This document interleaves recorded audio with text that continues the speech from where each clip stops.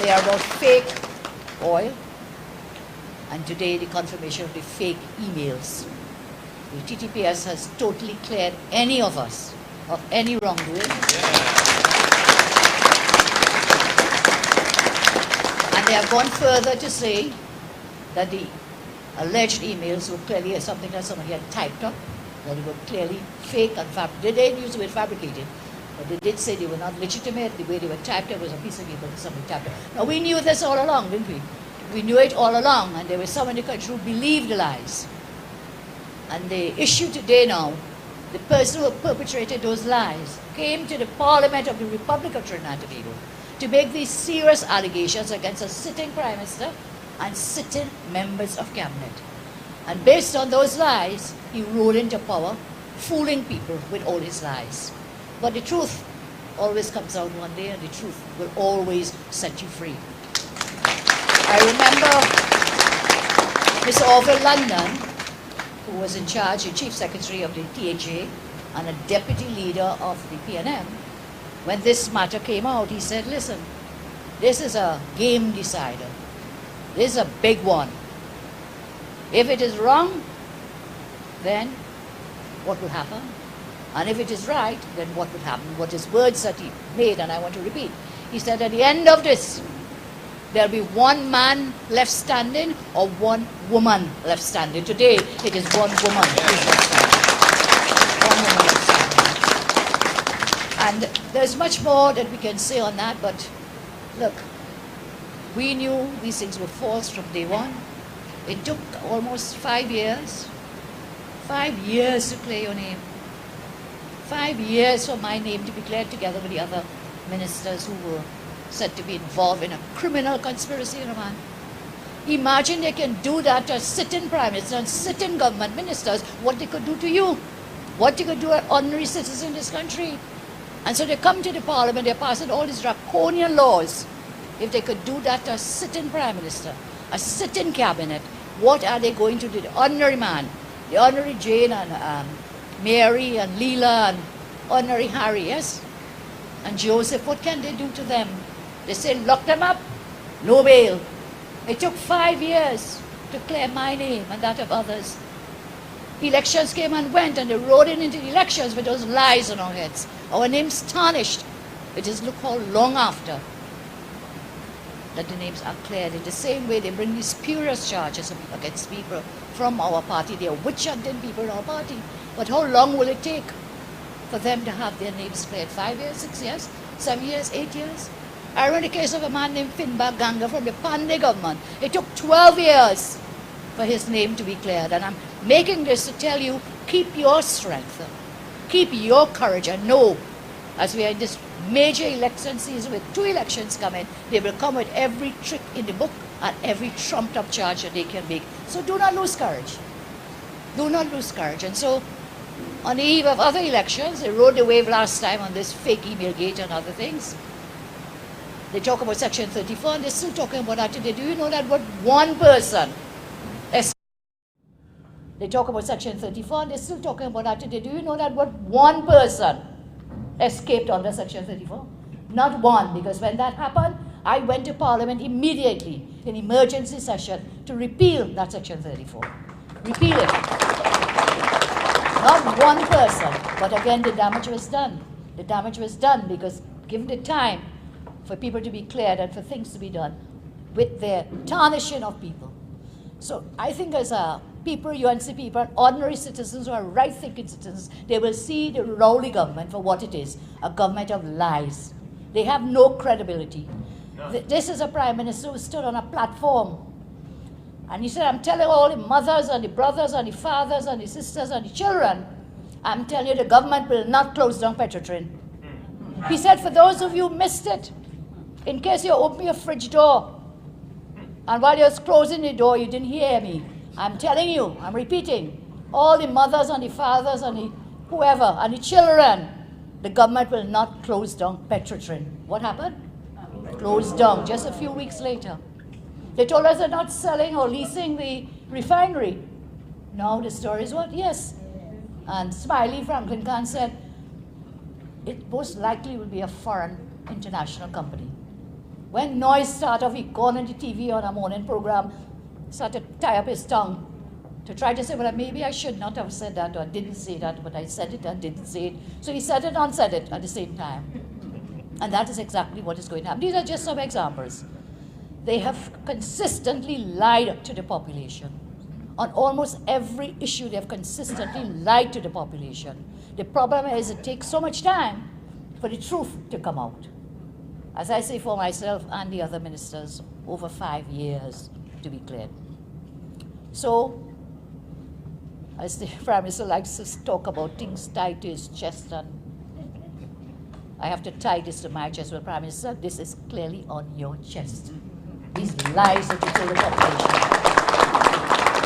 You have to graft it onto your chest. And I don't see how you're going to wean this off your chest because you lied. You lied, and you lied where? In the Parliament. Under the cloak of parliamentary privilege. And parliamentary privilege means you cannot sue them. You cannot sue them for the words they said in the Parliament. But you know, it will be the court of public opinion that will have to judge him.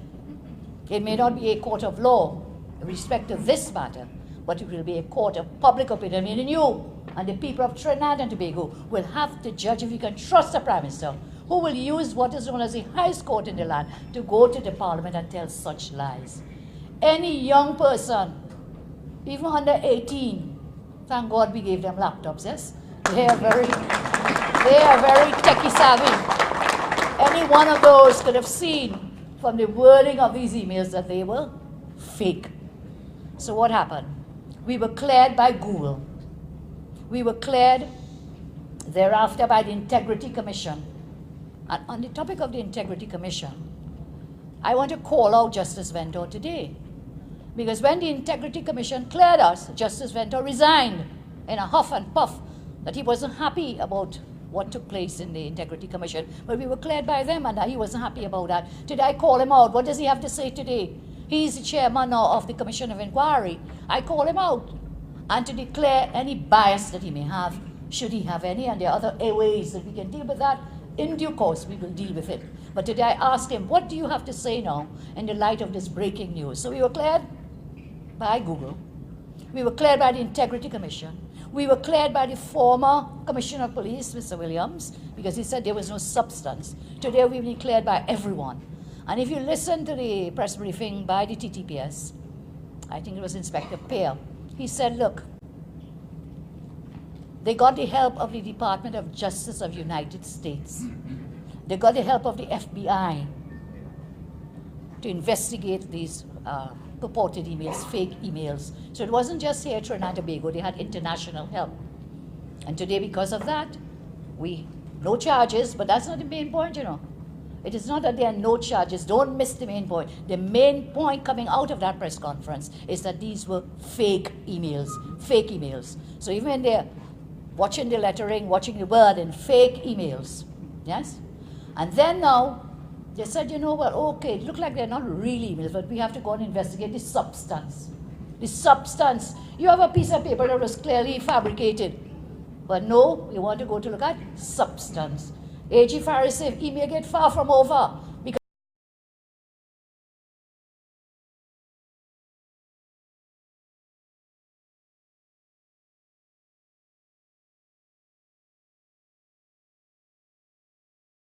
Because we have to look at the substance. Well, there was absolutely no.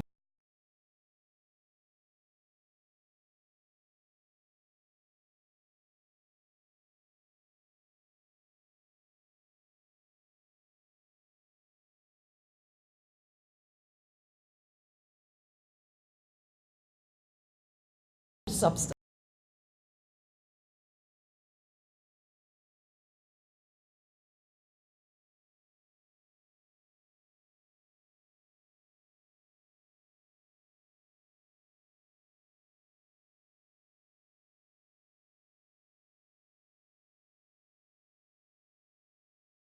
But today instead now, you are again on a trip into Fantasyland, into distractions and distortions. You launch a commission of inquiry.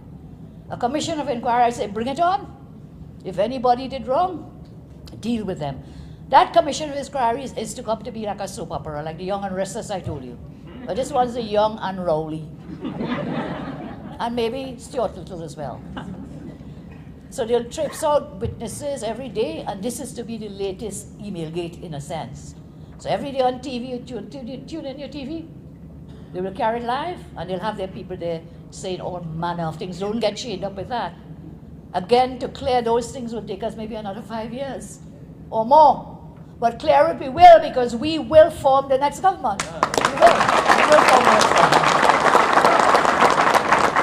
So whilst they're going to spend millions now in this commission of inquiry, check the headlines. Check the headlines. Crime totally out of control. Murders totally out of control. So we have a headline. Here, the government says, thieves can't run TNT. Criminals can't run TNT. Well, that's why I told them that's a very good reason to call elections now and move yourself. So instead of dealing with the crime, here it is the government is working with whom they call criminals. $6 million in contracts to alleged gang leaders. And these contracts were given out by the PNM, Diego Martin Corporation, and the PNM Port of Spain Corporation. So on the one hand, the government say they're fighting on criminals, and on the other hand, they're feeding them. $6 million men, they call them. State contracts awarded to 7, in brackets, inverted commas, gangsters. And this is based on a special branch report, which gives us information. So this has been uncovered by the Guardian. Let's say, well done to the Guardian, to expose what is happening in the state sector. So you cannot on one hand say we're fighting criminals with corruption and whatever, and on the other hand, your officials, PNM officials in the 2 corporations, they're giving the contracts to persons who they claim to be gangsters, gang leaders and gangsters. So this is a government, as I say, a fake government. This is a government of hypocrisy. They stand up playing self-righteous. You know, they're always so self-righteous.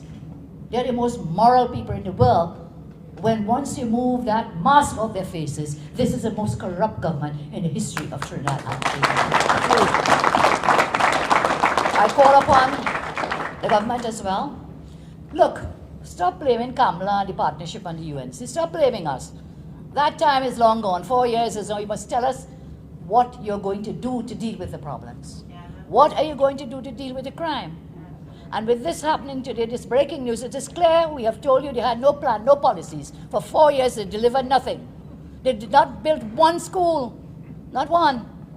Look at your roads, look at the state of our water supplies. In every sector, the health sector, the education sector, infrastructure, in every sector, it is a failed government. Failed government. So they've wrecked the sea bridge as well. In national security, the boats that we bought, they have them parked up at Stowbridge Bay. They will not use them to lock down our borders. Instead, blame Kamala. Blame Kamala. But that is not getting you governing by watching back in your rearview mirror. Cannot take our country forward.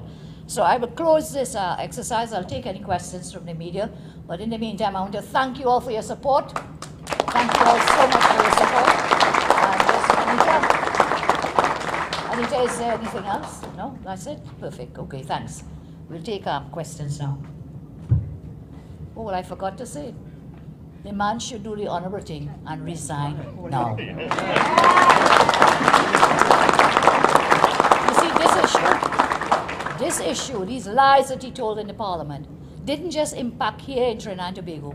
This made international news around the world. Around the world. It was the most corrupt act on his part. It was the most dishonest, but he didn't care as long as he making the grab for power. He didn't care. He didn't care that it was destroying the image of our country. He still doesn't care. He didn't care about that. And this has been really one of the biggest scandals in the Commonwealth, based on lies. Therefore, the gentleman should do the right thing and resign. And resign now and call the election. And I remember Stuart Young when this matter came in, whenever it came, but you know, he told the country, it's reported, I think, in the Newsday, he told the country He said, I joined the PNM because of email gate.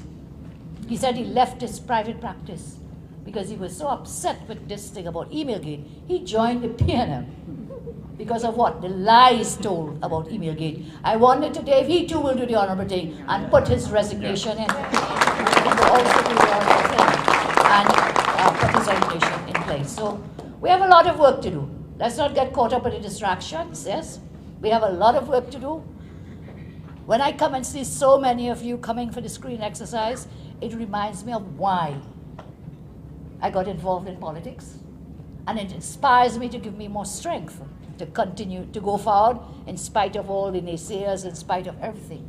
Because I do believe, as I've always said, I believe in the human resource of Trinidad and Tobago. I believe in the people of Trinidad and Tobago. And that is why I know the people of this country will make sure that the Rowley government is voted out of office once and for all.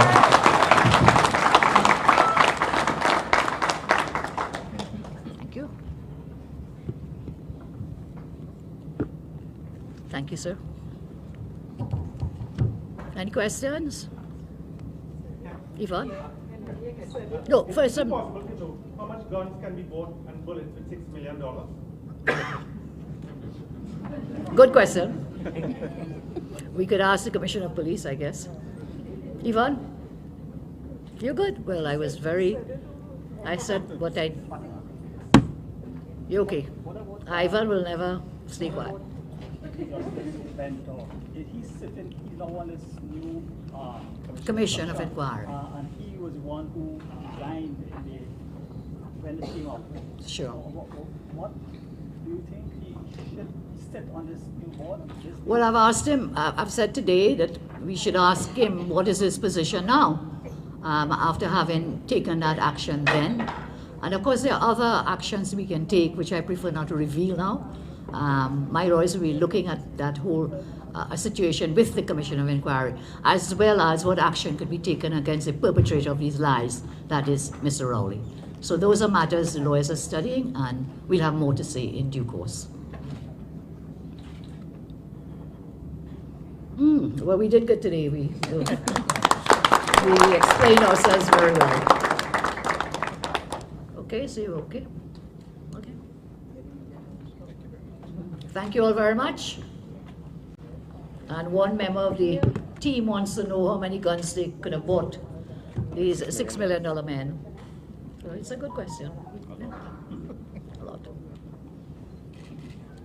Guardian is very happy today with their front page. So many pictures. Thank you all.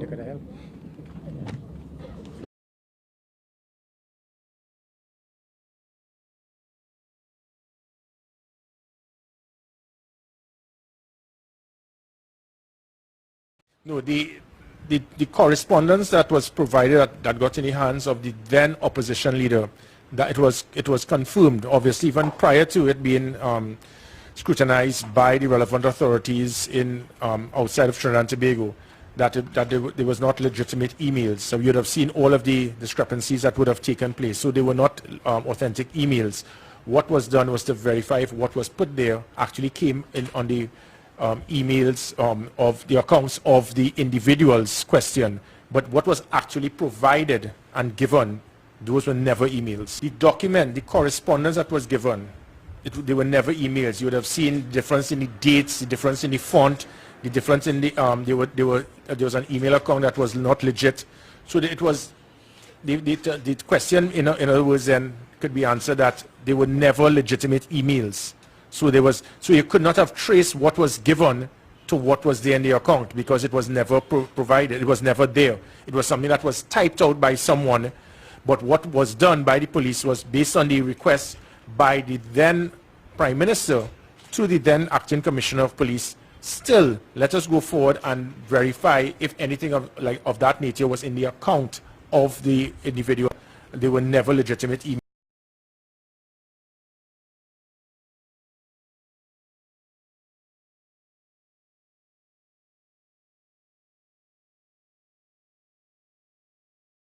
Get your ad on the show that matters. Real Talk with Saieed Ali. It's engaging, entertaining, and straight to the point. Real Talk brings the issues of the day to the people. It's Real Talk with Saieed Ali. It's local, regional, and international. It's Real Talk with Saieed Ali. Get your ad now. Call 1-868-237-3135 or 1-868-339-1670.